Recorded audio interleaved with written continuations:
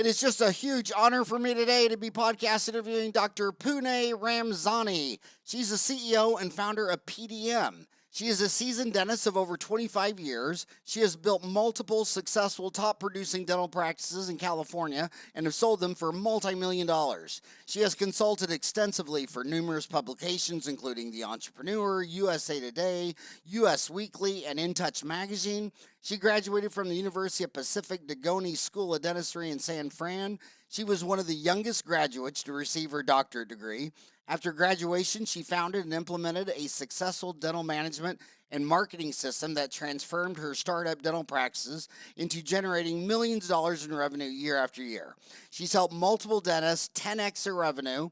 Her passion is to coach and mentor dentist practice owners to grow their practice by adding new patients, increasing case acceptance, and multiplying their collections month after month.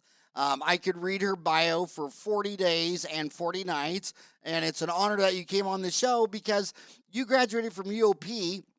I'm in Arizona, where they have two dental schools, Midwestern in Glendale and AT Still in Mesa, and those are considered two of the five most expensive private dental schools. UOP is no low budget deal, and I wanted to have you on the show because these kids are graduating this month. Another 6,000 dentists are going to pour out of these 56 dental schools.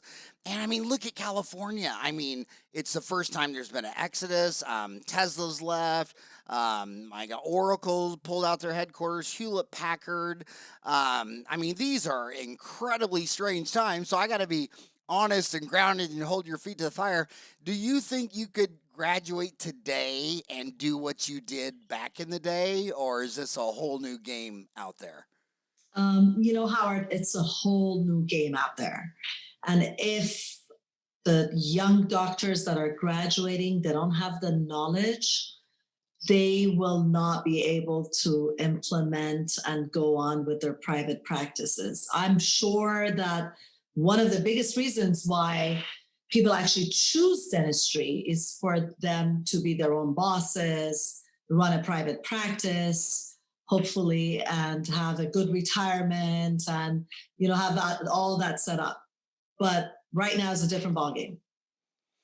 Well, I enjoy your honesty, and I'm also glad to know that this is the first time I've heard how glad it is to be old. I'm glad I'm not young. I look at my 6 grandkids and I think, my God, you're getting old. Last Sunday, one of the grandkids asked her mom, "Is Grandpa dead or is he sleeping?" And I thought, damn, those kids know at a very gut level how this circle of will lives. So, dentists make horrible employees. So do lawyers. They're like herding cats. I mean, if you want to have a bunch of employees, you want to be in the military and have everybody, everybody infantry under 21, or Walmart where the majority just have high school, maybe education. But do you think these dentists really wanted to go through undergrad and dental school 8 years to become someone's employee? I agree 100% with you, Howard. No, you go through dental school. We were just talking about how expensive it is to go through dental school, and then how difficult it is to pass all the board exams and then the state board exams to come and practice for somebody else. I don't think that's what people getting into dentistry want. So I just want to make sure, and this is my why. I've been practicing dentistry for years, and I just want to make sure right now at my age and where I am today, I just want to make sure that younger dentists, graduating dentists, have all the tools they need to really run a successful practice during these times. And that's why I'm here. Well, they actions speak so much louder than words, and regardless of what people say, or it's what they do. And when they come out of school, they always say, "Well, I got $400,000 of student loans. I think I'm just going to work for a while and pay down some school deficit." But it seems like they 5 years out of school, they've had 5 jobs. So this find something and live happily ever after. I just don't see it happening. And it seems like they spend about 5 years of their youth when they have the most energy and it's the prime time to take the biggest risk, whether they're starting their own practice or getting married and having kids or all this crazy stuff that you do when you're young and you have nothing to lose.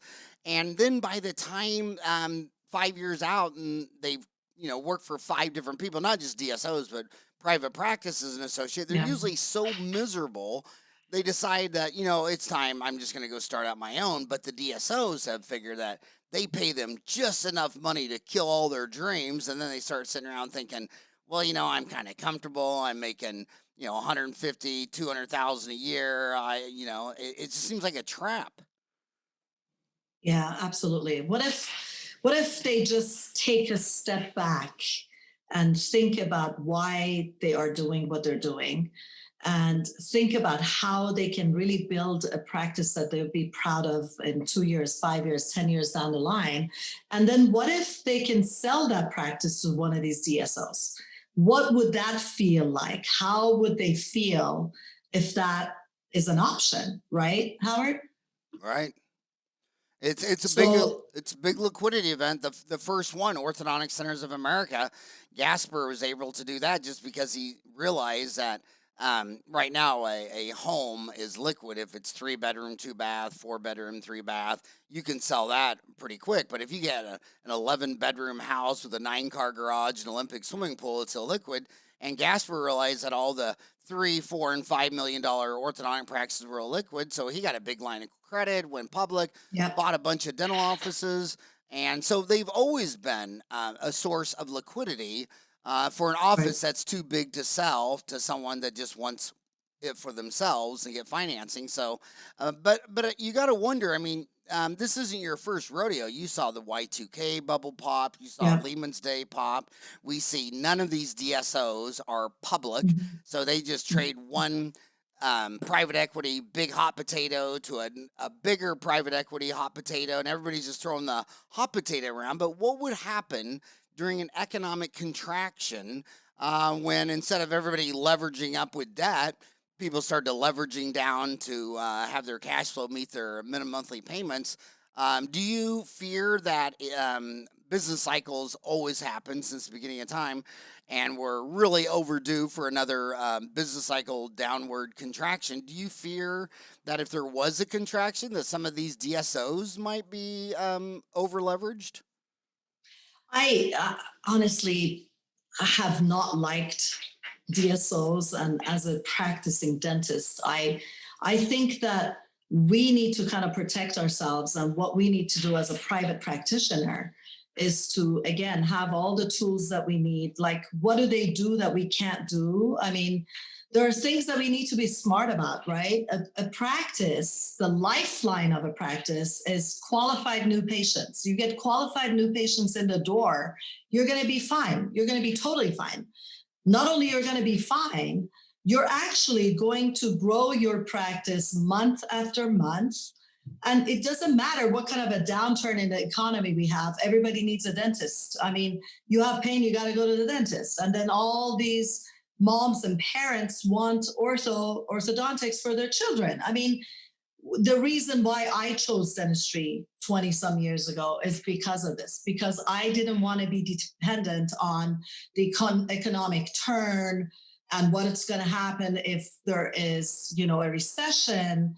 And that's the whole reason why I did what I did.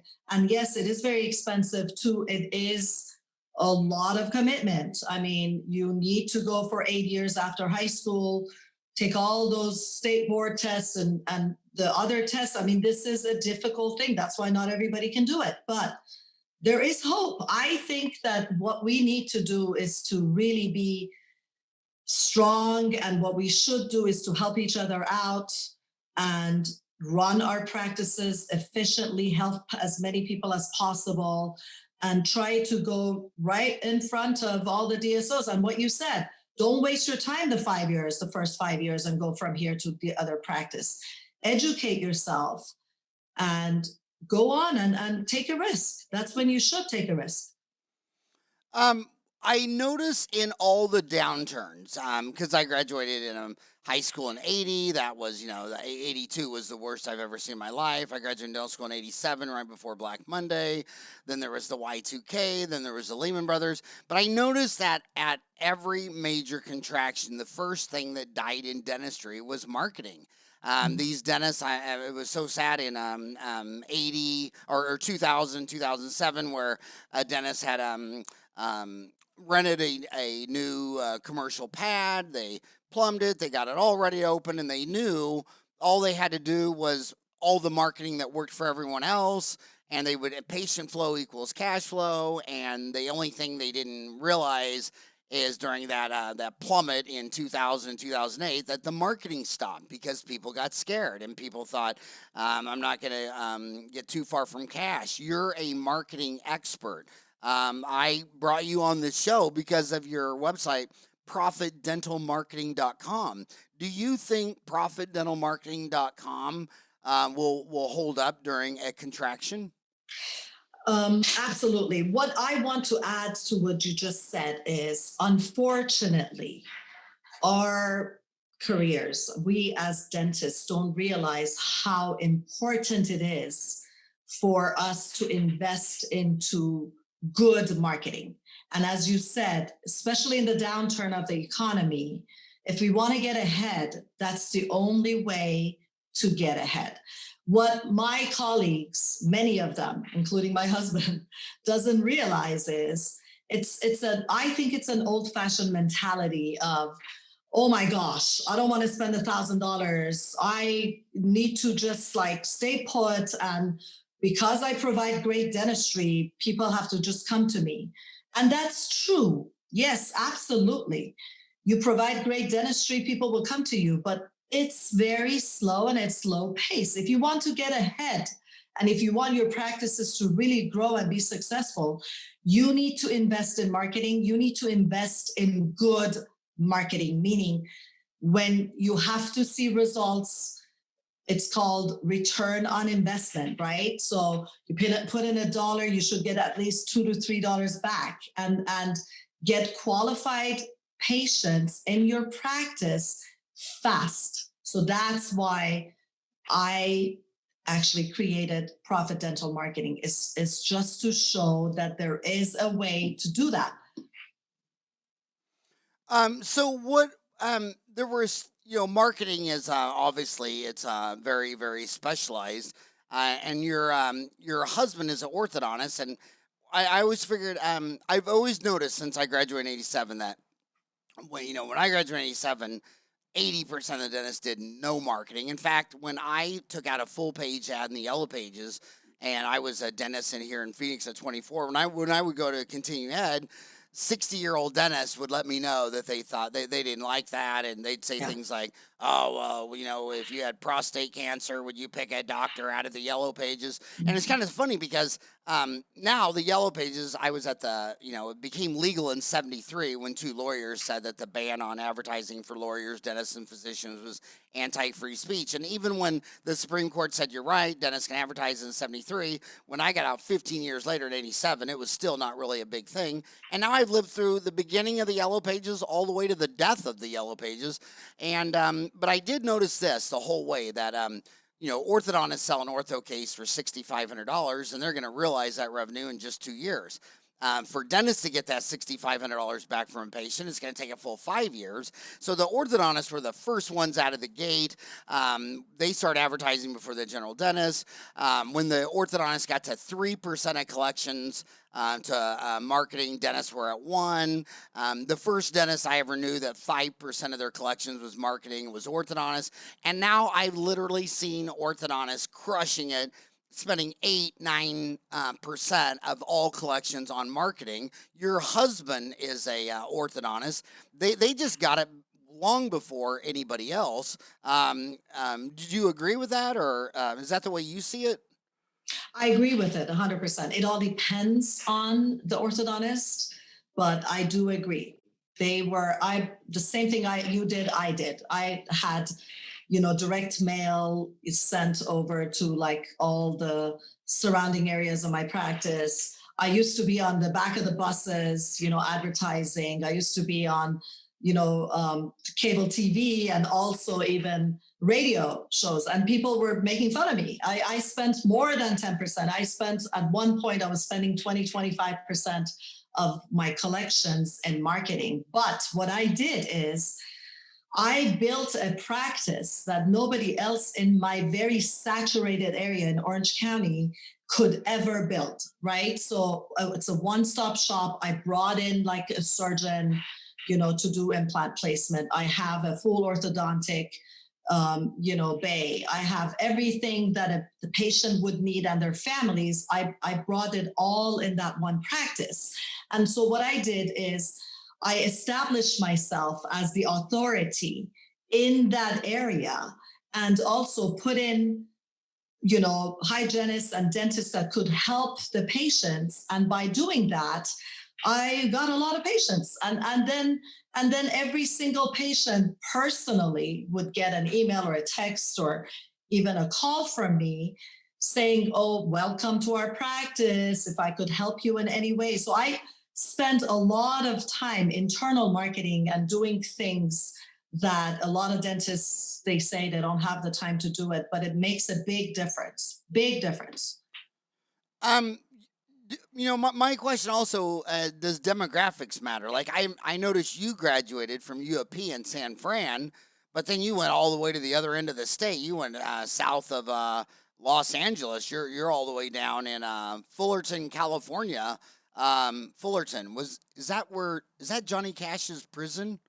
I don't know. Is that no? That was Folsom. That was Folsom Prison. Yeah, That was my Fullerton. favorite Johnny Cash album. But anyway, so would you? I mean, when you got Joe Rogan, Tesla, Hewlett Packard, and Oracle leaving California, and you were little baby today walking out of UOP, do you think someone your age should say, "Don't stay here, young child. Go inward, go rural, go somewhere else, but don't hang out in some downtown San Fran"? I mean, do demographics matter, or if you're the marketing whiz, can you just go anywhere you want and out market them? And why did you go all the way to Fullerton? Was it love, money, demographics?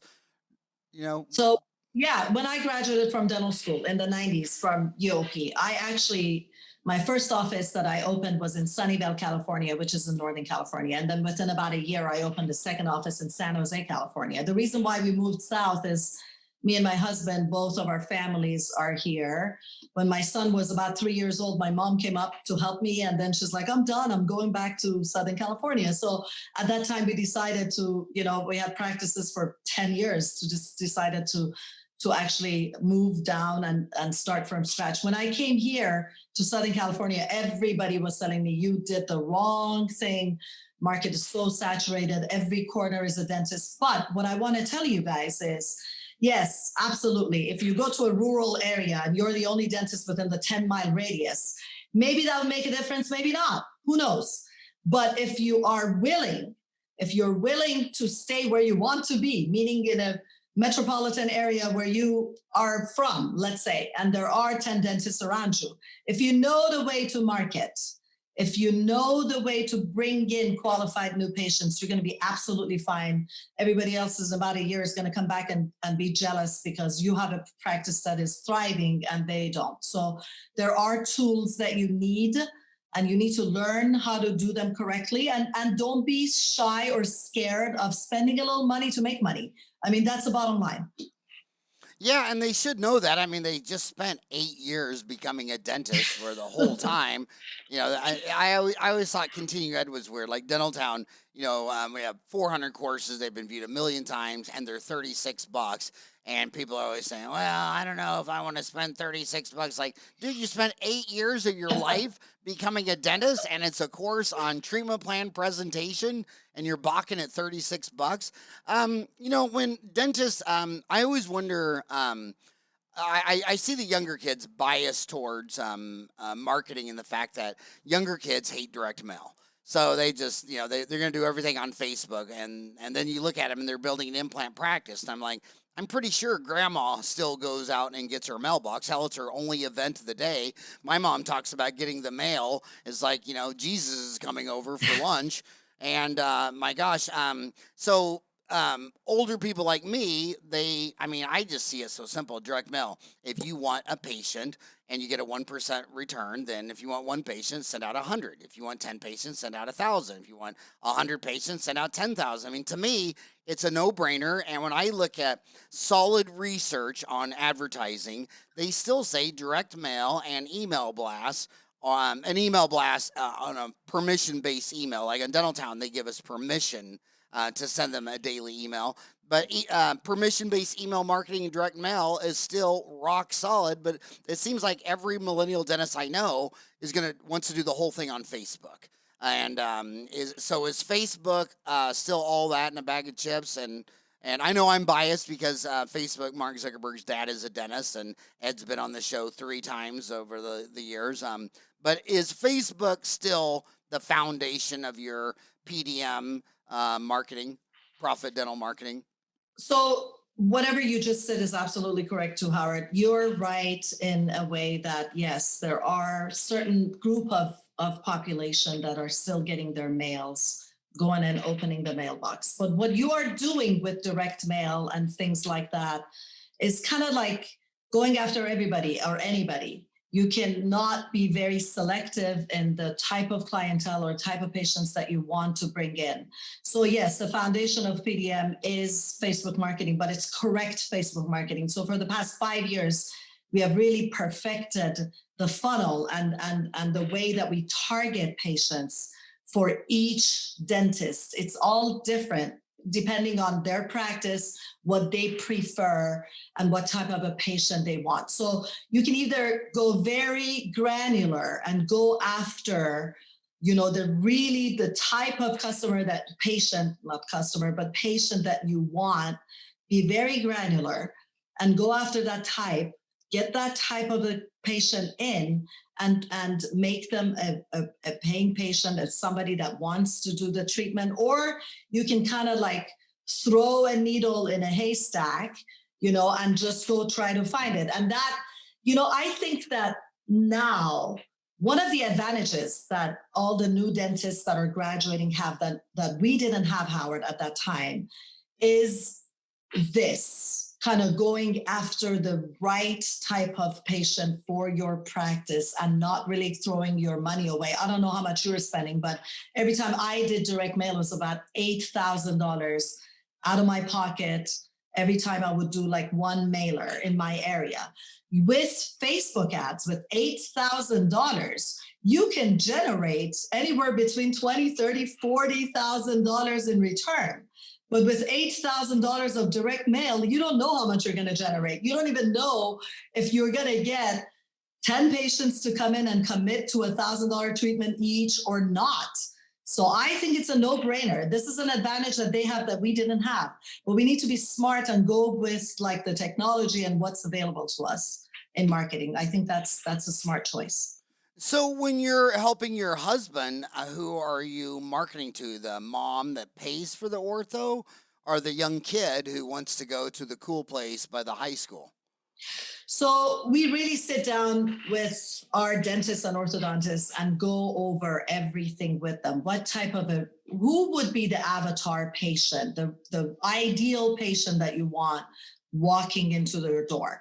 With my husband, as I said, he's very, he's not all for spending money to make money, but I mean, he's learned that this really works. So he's really excited now because he sees patients coming in and so fast. So he loves it. But yeah, with him, we sat down and we said, what is your ideal type of patient? What type of patient would you like to see? So in his case, he wanted to see moms bringing in kids. We don't have like any TikTok accounts or anything for our practice. So we don't really target kids and look cool to bring them in, because other practices may want to do that. But our target market are moms, and we can really go in the demographic areas and areas that have a higher income level and target those if that is your choice.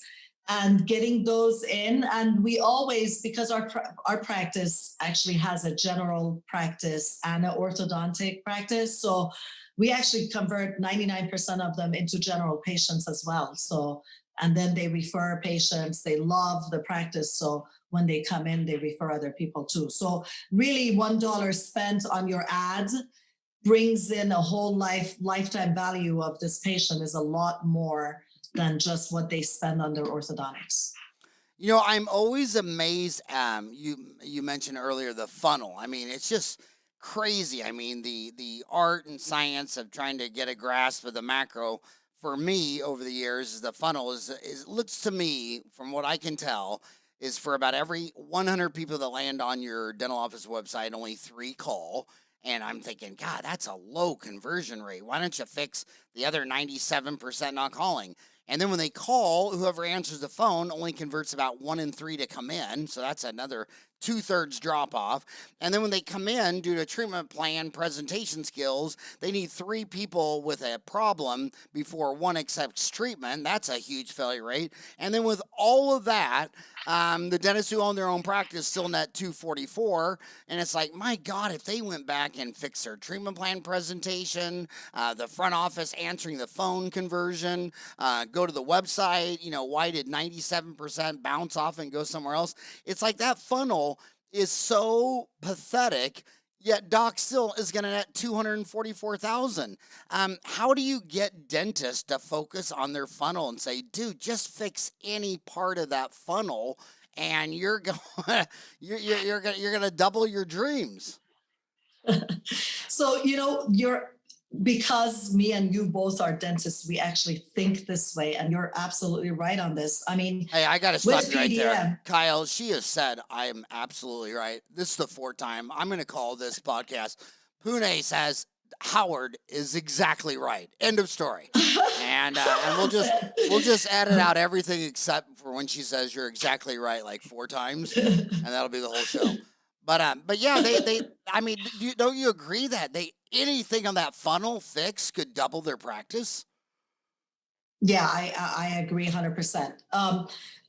The reason why we actually created PDM was because of this, because we went and found out what the pain points of a dentist is. What are the holes in this funnel that they're losing patients and losing money and losing production and collection every day.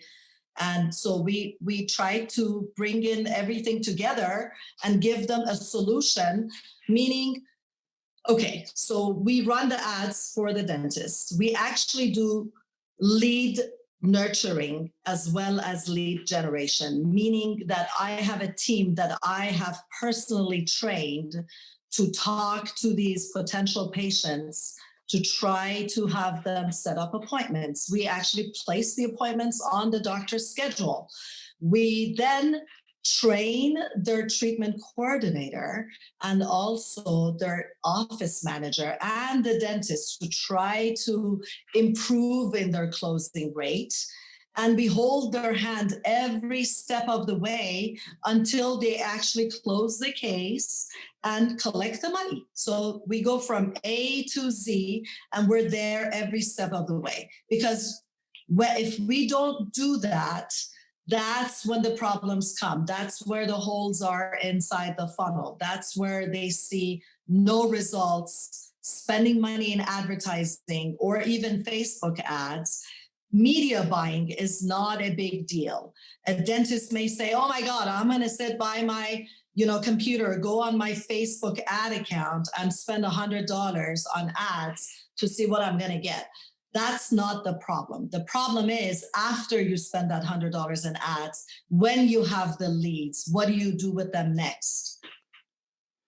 And what do you do when you talk to these kids and when you talk about treatment plan presentation, they just flat out tell you, look, I'm not into sales. I'm a dentist. I didn't go to 8 years of college to be some used car salesman.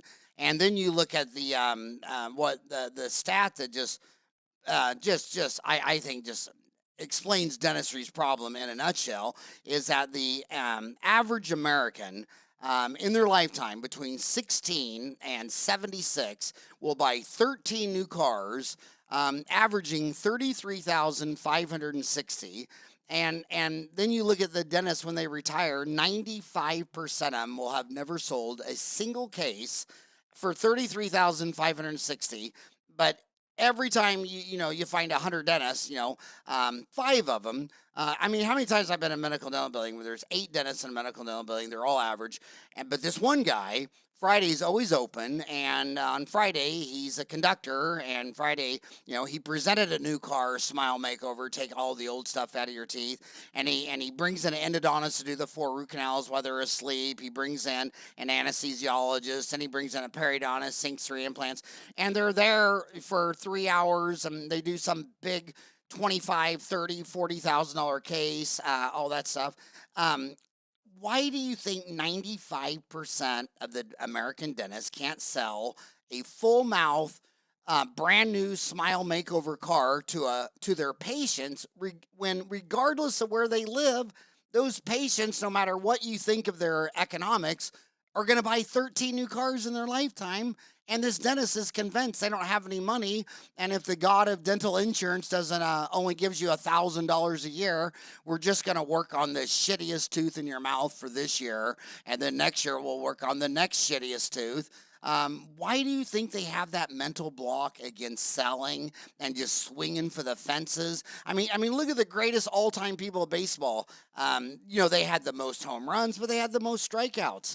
And I mean, everybody that I know that does it say, well, if you present the whole case, all they can say is no, and then do one tooth. But they always swing for the fences and say, here's what I would do. I would, to have a brand new car smile. This is what I do. Is that something you want to do, or do you just want to focus on one tooth? But my docs, they don't even swing for a home run. 95 out of 100 times, they're not even swinging for the fences. Look at boxing. I mean, those guys, when they start realizing they're losing the fight, they start throwing Hail Mary punches, knowing that if just one of them lands, they won the whole fight. So how do you change that mindset?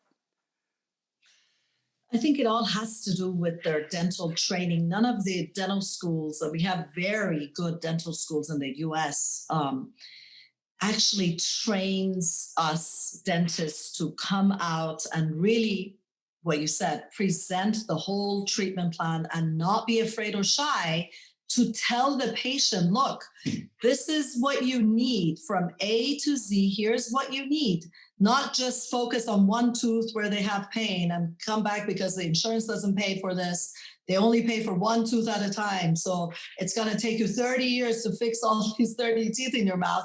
But really give them the whole big picture of what would it look like if you had a comfortable mouth, if you had like nice teeth, and also you were pain-free. What would it look like? So if dentists don't really take the time to educate themselves and learn how to do this correctly, you don't have to be a used car salesman. All you need to do is listen, be honest, tell them exactly what they need.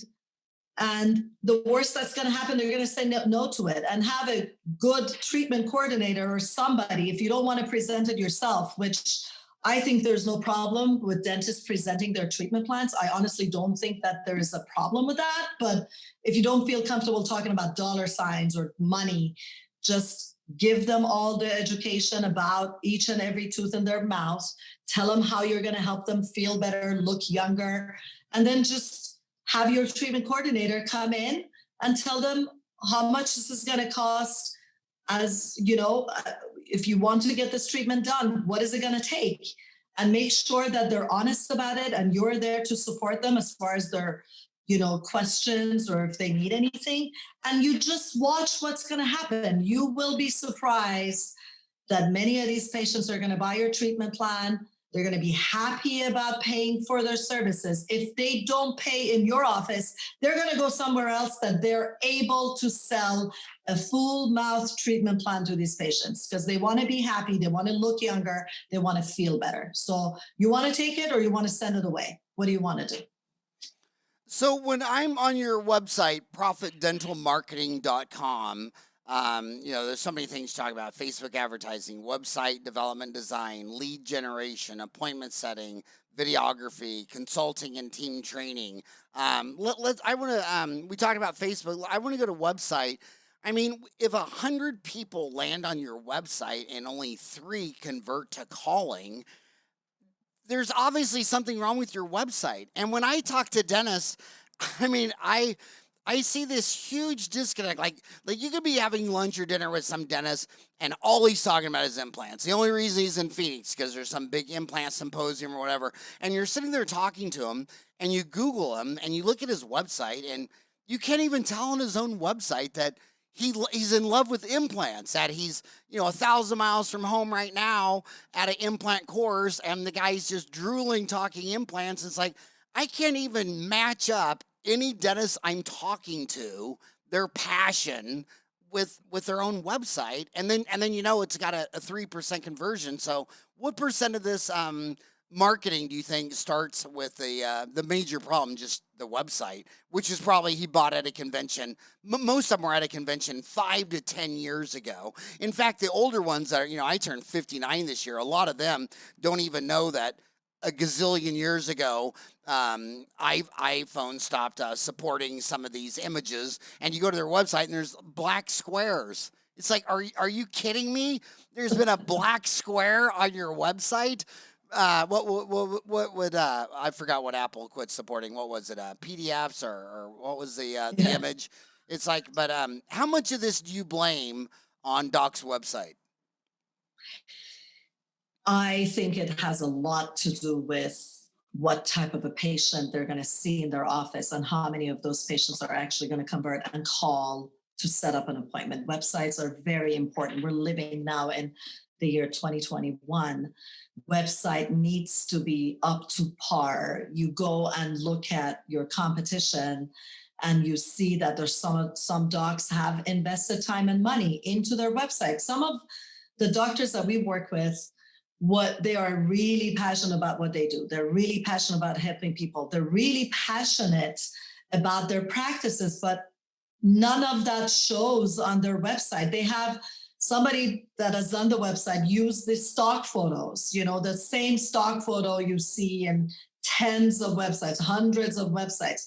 Those are not going to convert. That's not going to show how good of a dentist you are and how much you can help this patient. You need to really invest into customized photos and videos of yourself. You need to sit for about 20 seconds, 30 seconds, 40 seconds and talk about why you're passionate about what you're doing. Why do you want to help people in your area? Why are you the best dentist where you are in your area, and why you want to help them? I mean, if you can get that through to a patient, they're going to come into your office, they're going to see it in your face and your heart, and they're going to become patients, and they're going to become patients for life. They're going to refer their friends and family members to you, and that's what you want. That's what I want as a dentist. So it's absolutely important to really go and look at your website. The first thing that you have to do, and we do that for you. You look at the website, you see how much of that website really conveys how good of a dentist you are. And then the second thing right now in this day and age is Google reviews, Yelp reviews. I mean, people are out there. They're going to see your Google and Yelp reviews. A lot of dentists that have contacted us for marketing, we can't start running ads for them because they need help with their Google and Yelp reviews. I mean, you're on your iPhone, you put in whatever dental center or your name, doctor, whatever DDS in the maps on your iPhone. The first thing you see is the Yelp review that comes up. And if you have a 2-star or 3-star, you need help. And there are ways to get you great reviews and for you to ask your patients for great reviews. And we are here to teach you that. So please, doctors are great at what they do. We are great at what we do. We just need to show and ask our patients. There's nothing wrong with it. If you're happy with our services, the best you can do is to go on Google and write a review for me. I love the way you just had the intelligence and pizzazz to ask for a review. I mean, I look at dental offices where they Like in treatment plan presentation, they don't want to set the fee. I mean, if they walked on a car lot to buy a new car and the doc said, "Well, how much is this?" and the person just kept showing them a new car and said, "Well, we have someone in the other room that will discuss that, but I want to show you the sunroof and the stereo and the Bose speakers and all this stuff like that." I always say drop the fee, because if you present this big fee, then she walks in and it's 10 times more than she could ever spend. I mean, you got to own the fee. And the same thing with the referral. They never ask for a referral, and then they have some automatic thing that when they leave, ask for a referral. And it's so much more passionate when it came from you. In fact, I just wanted to stop the whole podcast right now and go and give you a review because you asked for it. And I don't know where this fear comes from. But the reason I have a lot of respect for you, for a lot of reasons, is I would never go into your business, because you could do everything right, generate all the leads, all the phone calls, all everything. And then when they call the front desk, whoever answers the phone can't convert any of them. And then they're going to blame it on you. So you could literally hit a home run and not even put a point on the scoreboard. I mean, if I call every time I've seen any serious person do a survey of dental office calls and show it to me, call 100 dental offices, 1/3 of the calls go to voicemail. And then when consultants go into dental offices, they can see that a lot of times the leave a message box is full. Do you know how insane it is when you call your buddy to see if he wants to go get lunch or whatever, and you call his front office because it goes to a voicemail, and then the voicemail says it's full? It's like, are you drunk? I mean, you'd have to be insane. And so then if they do answer the phone, half the time it's going to be, "Can you please hold?" So I think investing in a website, in a marketing campaign, and not investing in whoever the hell is answering that phone. And then the other thing, Pooneh, that I always see in the business world is that when you look at, only 15% of Americans work for a publicly traded company on the Russell 2000 or whatever. 85% work for a small business, 25 employees or less. And the only people that make the big bucks is the owner and the sales guy answering the phone, inboard calls or outboard calls, and the guy in the back on the machine shop who's pressing steel and making some side baler for a tractor. That's the low-paying $20 an hour job with the lunch pail. But in our profession, that's doc. That's the big bucks doc. And the person answering the phone is a minimum wage person with no training, and not to mention overworked. She's answering 3 lines and checking in patients and checking out. I mean, how do you change the culture to make doc realize that who's ever answering the phone is more important than you? Because if they don't answer the phone and get this patient's butt into a chair, you might as well be specialized on mermaids and unicorns, because you're not ever going to do any dentistry. So how do you change that mindset that the person answering the phone is actually more serious than the doctor and should be making the biggest bucks in the whole office?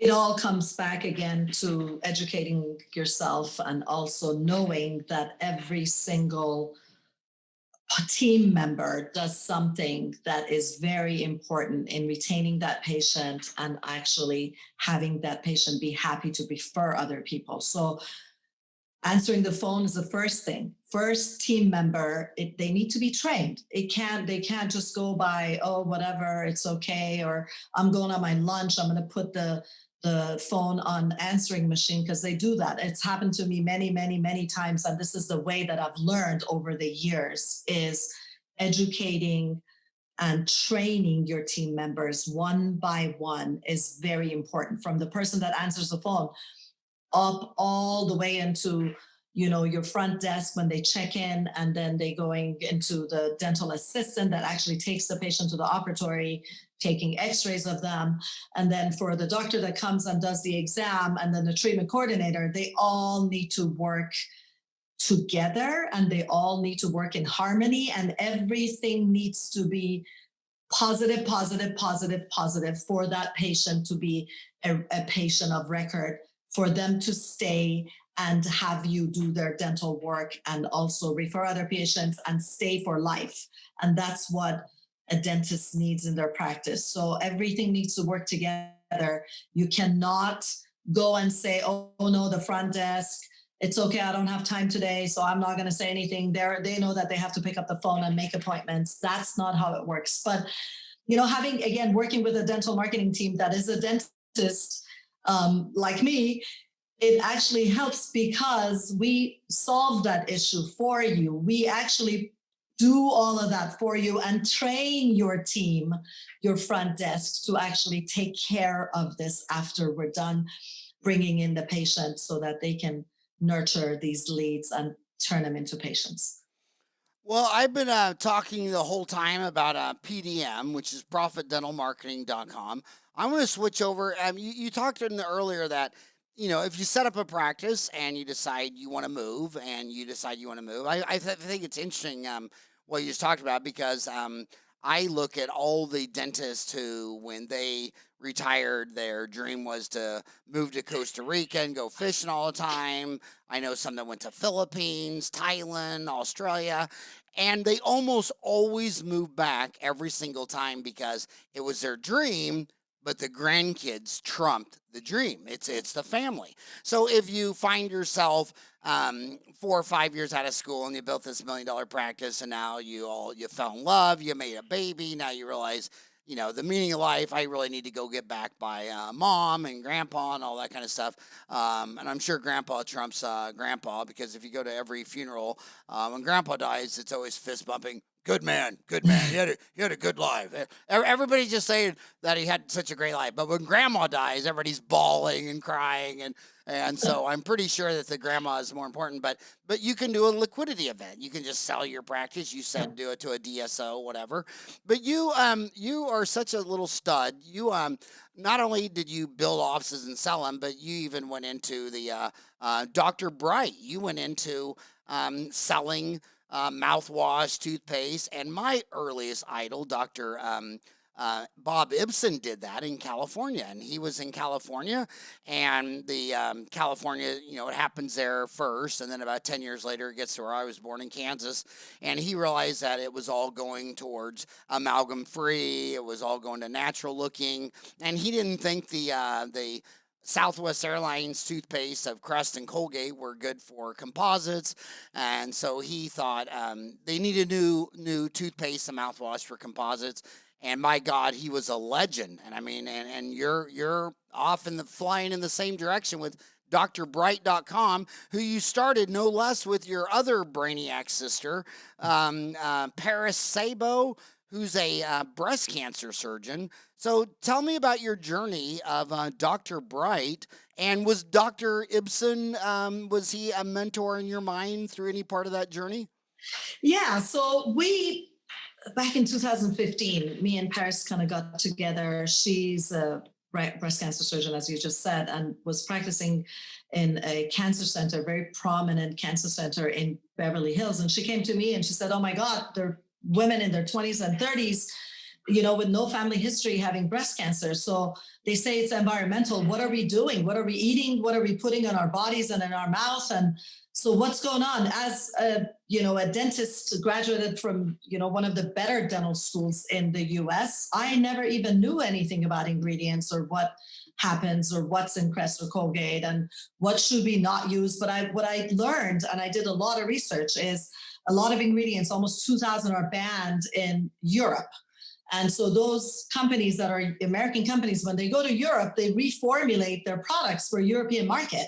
But here in the US, nobody does that. I mean, you can sell anything. You can just go and do anything you want. It's not really regulated, especially toothpaste, mouthwash, not really regulated by any agencies. But until something happens, then all these lawyers come and there's a class action lawsuit and then they go after you. So we decided to go into oral care just because I'm a dentist and I saw a need.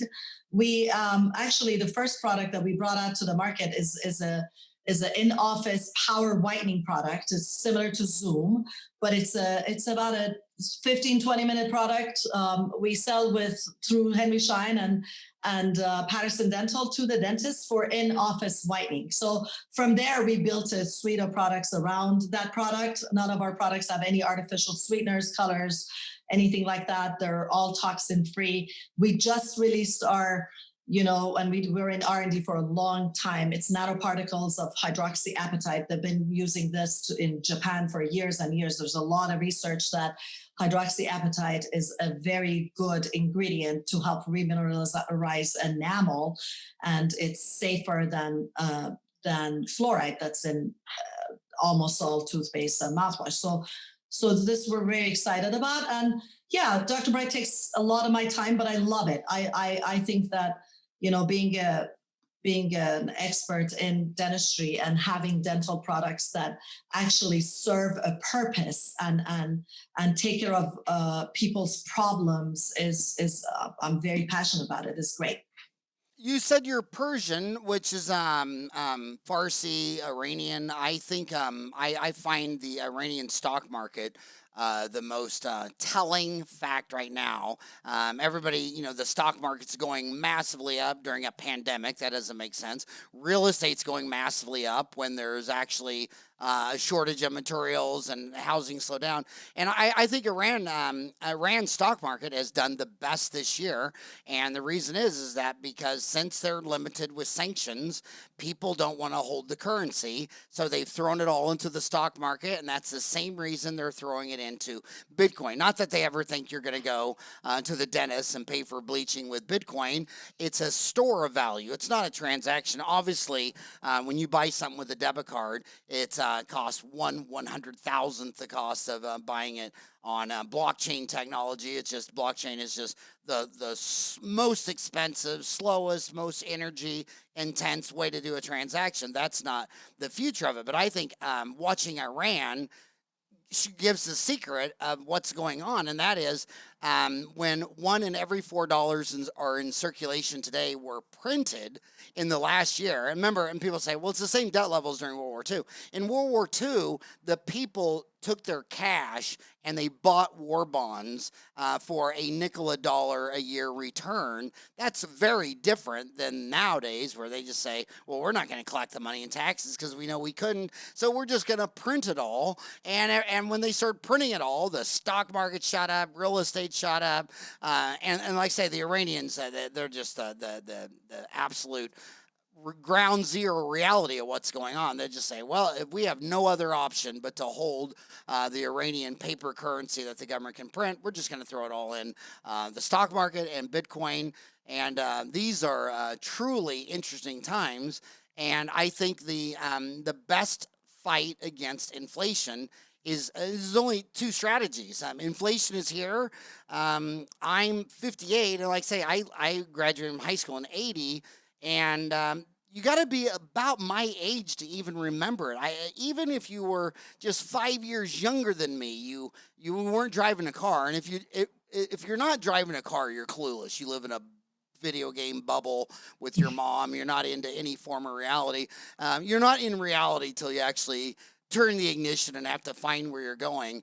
And this inflation is back like a monster. So the good news for dental students is their 400,000 real dollars of debt are going to be paid off with inflationary debts. I mean, rule number one on inflation is if you know you're ahead at the beginning of an inflation storm, you go borrow as much money as you can in real dollars, and then you'll be paying it off in shrinking value dollars.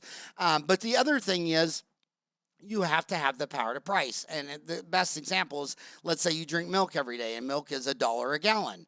And then there's inflation, and now milk's $2 a gallon.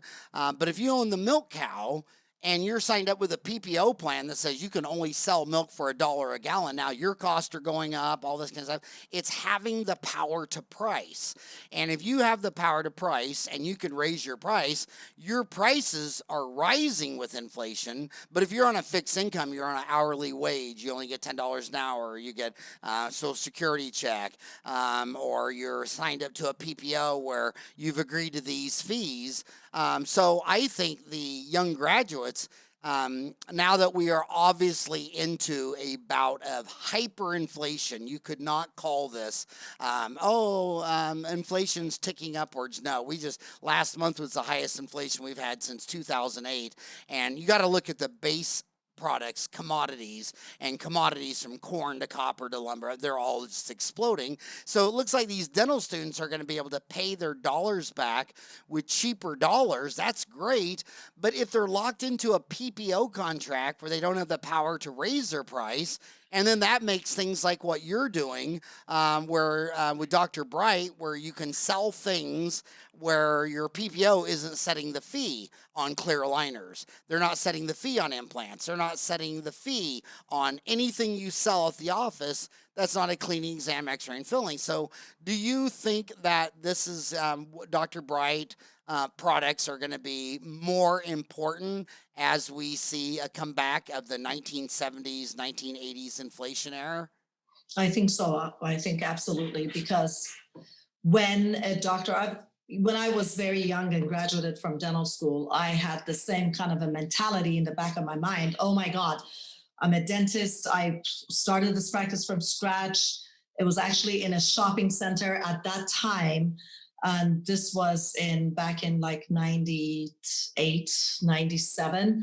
People thought I was crazy. I mean, why am I not in a high rise or a building where all the dentists are in San Francisco, 450 Sutter Street or something? Why am I in the middle of a shopping center with like a Togo's next to me and another restaurant next to me? And I had a vision at that time. I was like, I'm going to change dentistry. And the luck that I had was the actual shopping center was owned by a dentist. So we met, and I had all these student loans. I didn't have any credit. And I said, I'm a dentist, I'm a graduating dentist, and I have this vision. I want to start my own practice from scratch. And then he's like, okay, how do you bring in patients? Then at that time I was thinking, oh my gosh, if I don't sign up with all these HMOs and PPOs, I'm not gonna have any patients. So I did. And within 2 months, I dropped all of them. Because as you said, I mean, you don't want them to dictate how much to charge for a crown. You don't want that PPO insurance to come and say, oh my gosh, you have to only charge $800 for a crown. You can't raise your fee. You charge what you need to charge, depending on the quality of the work that you do, depending on what you do. So yeah, absolutely. I think Dr. Bright and products like Dr. Bright, I used to have a hygienist 1 day a week. Now I have a hygienist full time. It's because these products that the hygienist is selling to the patient, it's not really anything. It's actually good, products that they need to continue doing what they're supposed to do at home to take care of their mouth. And just by getting a deep clean with this hygienist is not going to really cure them or do anything miraculous unless they do a good job at home. A sonic toothbrush, a great mouthwash and toothpaste. There's a spray that takes care of, it's called the oral healing spray. I mean, this pays for the hygienist at the end of the day. It's $100, $150 added to their treatment plan. I mean, my treatment coordinator goes in and says, here's your treatment plan. You 4 quadrants of deep cleaning plus whatever you need to do this at home is going to cost this much. And the patient pays for it. And that selling that product to those patients, 4 or 5 of them a day, pays for my hygienist every single day. And having a hygienist on board, if you're like me, I'm a dentist. I don't like sitting there and cleaning teeth. I love surgeries. I love to do other things, but that's not really what I like to do. And hygienists really take time and do that. So it actually builds your practice. And by having products like this that you can sell to the dentist, you could actually honestly pay for the hygienist. And that's if they pay for themselves. Well said. Why do you think, I'm listening to you and I'm just thinking, okay, what was different in your childhood to make this love of business and understanding it? I mean, I've lectured in 50 countries, and it seems like when you go to poor countries and you're having the family dinner, all the talk is like about soccer or cooking the meal or whatever. And then you go have dinner with the family and you're in the richer countries. My God, you can't sit through a whole dinner without somehow business coming up. Do you think your childhood talked more about business than, say, if your mom was a stay-home mom and made cookies, and your dad worked on the line at GM and came home every night and watched ESPN until midnight? I mean, where does this understanding and love of the business game come from? And would you say a lot of it is just cultural? I would say a lot of it is kind of innate. I have two kids. I have a 17-year-old that's a junior in high school, and I have a 12-year-old that's in sixth grade. So I see it in my 12-year-old that she just wants to have a business to make money. She wants to buy something that's $100. She's like, Mom, I'm going to come take over your TikTok for Dr. Bright, and you need to pay me because I need to be able to buy these pants for $100. And then my son, on the other hand, I'm like, Milan, what do you want to do? Oh, we're trying to see if he's a candidate to go to dental school right now. That's where the stage we're at. But I mean, he has a credit card and he goes and spends $100 a week or $200 a week. He said to me the other day, he's like, you and dad have to worry about money. I don't have to worry about money. I just have to worry about getting good grades. So you have one like that and one like this. I honestly think it's an innate behavior. There's three of us in the family. I'm the one that's very passionate about business. I love dentistry. Don't get me wrong. I would not change it. It's very rewarding, and I love dentistry. That's just a big part of my life. But I'm very into business as well, because I mean I think, I don't know if it's cultural, honestly. I think that I was probably born with it. My dad is an entrepreneur; he's always been. So I've always looked up to him. My mom was a teacher when we were in Iran. We came here when I was 14 years old, so I was very young. I went to high school here and college here, but I don't think it's really cultural. I think that a lot of it has to do with how you feel and what you want to do, and it's a lot of work. My husband thinks I'm crazy with Dr. Bright. He says that you need to retire now, think about retirement, and you're now sitting there with this this company that's the startup company, and putting in a lot of money and a lot of your time. But I love challenges. I love to problem solve, so that's just part of me, and that's who I am. So, and then help me if I'm wrong, but is drbright.com, that's Bright, Brite. If you spell Bright, you're just not bright. Dr. Bright is, but you also have another instantrejuvenate.com. Yeah. Is that part of Dr. Bright too? Yeah, so Instant Rejuvenate is or used to be our professional line selling through Henry Schein and Patterson to dental offices. It's part of Dr. Bright. Dr. Bright is the main company. We're actually getting away. It's difficult to have two brand names. We're moving away from Instant Rejuvenate to Dr. Bright brand, and we have a professional line products selling to the dentist directly that you can find on Amazon or you can find on Dr. Bright website, which is great because it's exclusive to your practice and your patients. And then we have the Dr. Bright line of products, which we sell direct to consumer, meaning on our website on Amazon.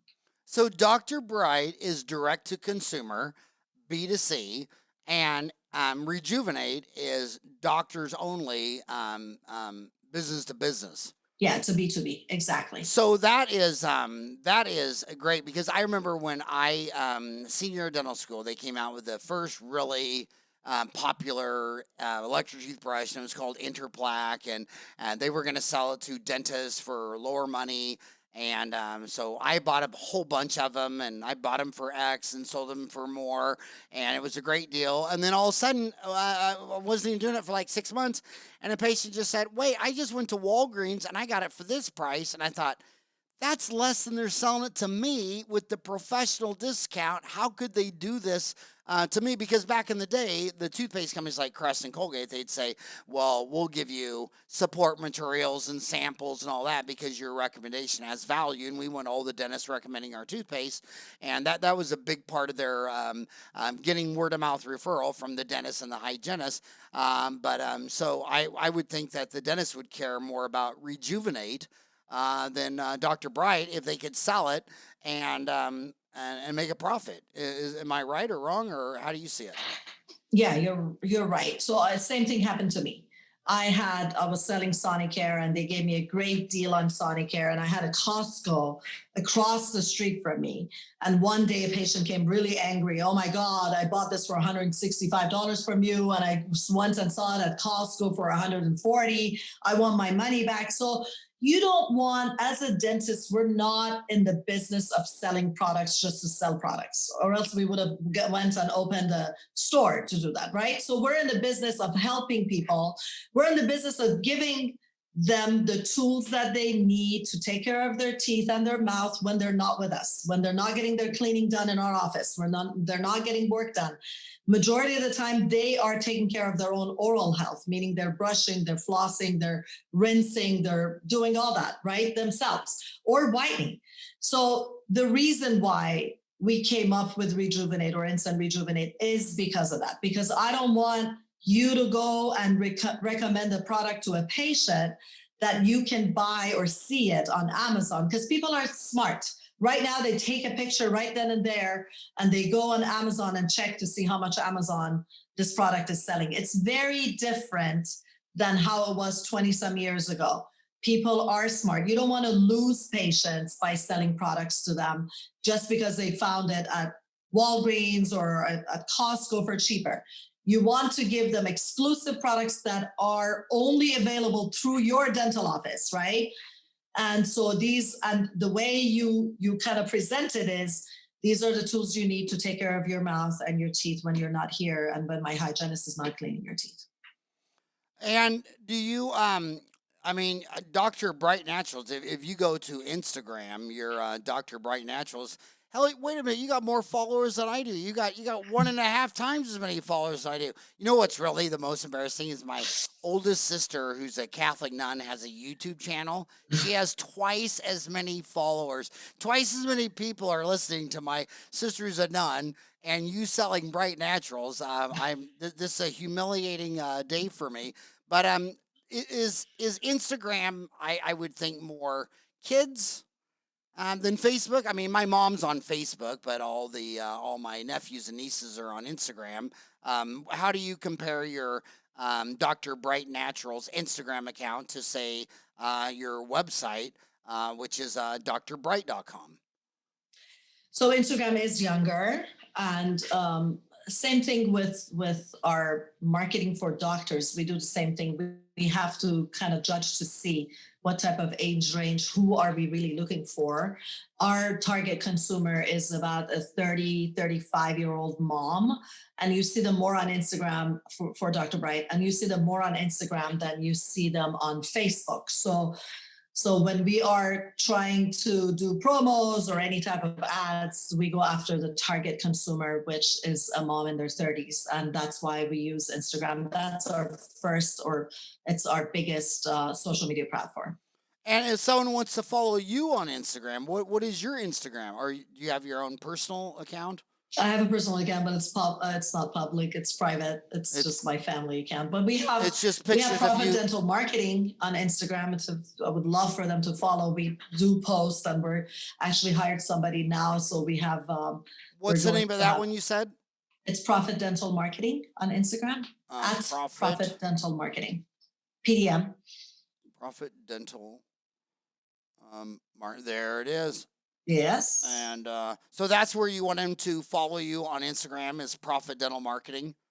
Absolutely. We post tips, and when we go and do live Instagrams, and if there are any questions, you can DM me there at Profit Dental Marketing on Instagram, or send me an email. I always respond back to my emails personally. It's Dr.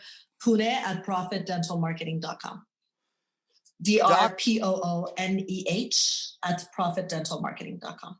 So I can't believe we went over an hour. That was the most fun hour I've had in a long time. But I want to end on this. It's May 12th, and this September 23rd will be the 1-year anniversary of the passing of Art Dugoni, who I think was the first dentist to innovate, dental school dean. I mean, all the dental school deans, the old school world was, the dean was going to be hard on you. He was going to be an asshole. I mean, the old stories where you do your first wax up and you show it to your teacher and he crush it in his fingers and throw it on the floor. And basically they all treated you like shit because they actually believe that, that you're in boot camp, and we think the more hard we are on you, the more we treat you disrespectfully, that somehow that's going to make you better. And it was Art Dugoni who's the first one. He said, hey, my students are my clients, they're my future donors. And he was the influence on Jack Dillenberg that came out here and started AT Still, which blew my mind. I watched this in my own backyard every night before the first day of dental school. Jack would invite every student over his house, knowing that his goal was just to get every one of them so damn drunk that they would be hungover the next morning on the first day of school. Gave everyone his personal cell phone numbers, and I just thought, holy moly. I mean, I couldn't even imagine going to school like that. And now that he's been gone, be a year this September, and now you got a new dean, Nader Shashi, and he's a DDS with an MBA and a doctorate in education. I mean, my God, that's like a triple home run. Do you think that the Dugoni of treating students like the human that they are, and you can't treat someone like shit for 4 years or 3 years and then have them be nice, and then the follow up is Nader with an MBA. Do you think that school is just like probably the number one poised for the future school? I mean, they've been making all the biggest moves in my generation. Do you think it's still the school to emulate and be like? It's absolutely the school. Nader Shahi was my classmate, graduating class of 1994. So he is the dean now. A little bit different approach than Dr. Dugoni, but I mean, my years of dental school, and I was very young when I got in, I wasn't even 21 when I got into dental school. And so, yeah, he was very approachable, and for dental profession and dental school, that's very conservative. And as you said, I mean, people were scared to even see their dean like pass by, let alone talk to them.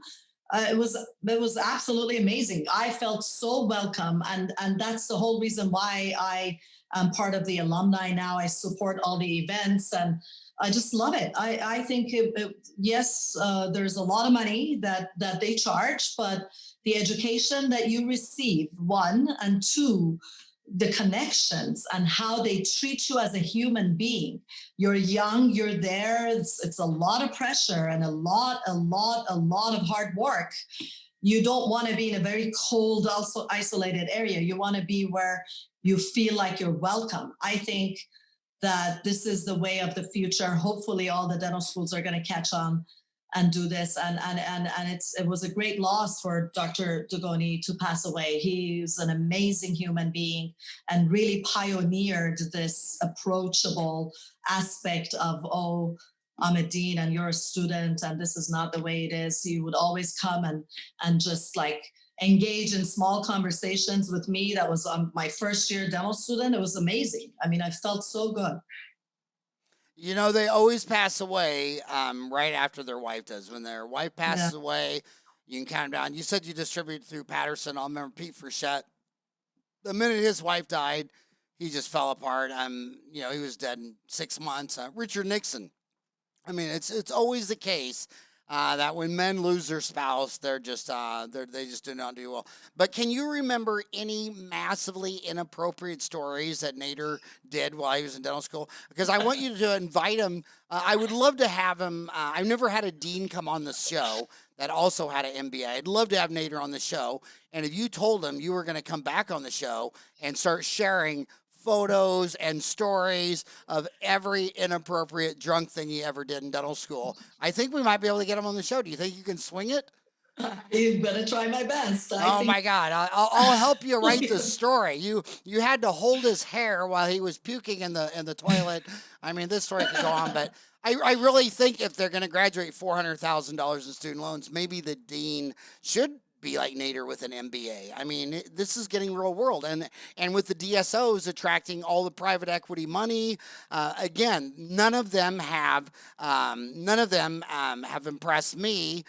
They impressed me about as much as they impressed Wall Street, which none of them have done an IPO, but it did not go unnoticed to me. In fact, I about fell out of my chair when United, what was it? Let me see if I can find it. Yeah, Dental Corp Holdings to raise $950 million in TSX IPO and private placement. That was in Private Capital Journal. I mean, that is an earthquake. I mean, it's not NASDAQ, it's Canadian TSX. I mean, if you don't know what the Canadian TSX is, exactly, that's my point. You don't know what it is. It certainly wasn't on NASDAQ, but with private equity, with DSOs, I think dental schools are going to have to get more MBA oriented, and a lot of these schools try to do that. The old school world, we'll get them to be a dentist and a master's in public health. Well, why don't you give them another degree in unicorn mermaid technology? I mean, the real world is when money hits the ground, and these are changing times. So if you get Nader to come on the show, that'd be awesome. But thank you so much for taking an hour out of your busy life, and I extend to you my sincerest, deepest sympathies that you have a 17 and a 12-year-old. My youngest, mine are 30, 28, 26, and 24. And my God, you're out there on the beach drinking a Mai Tai thinking everything's great. And you don't realize there's a hurricane with 250-mile-an-hour winds. And that 17-year-old just now is going to start that process. And good luck with all that. And remember, when they're 25, they'll be normal again. It's just a temporary insanity that lasts from 16 to 25, and then by God, they're almost humans again. So good luck with that journey. I hope you live through it well. Thank you so much. It was a pleasure being on your show, and thank you for everything. All right, have a great day.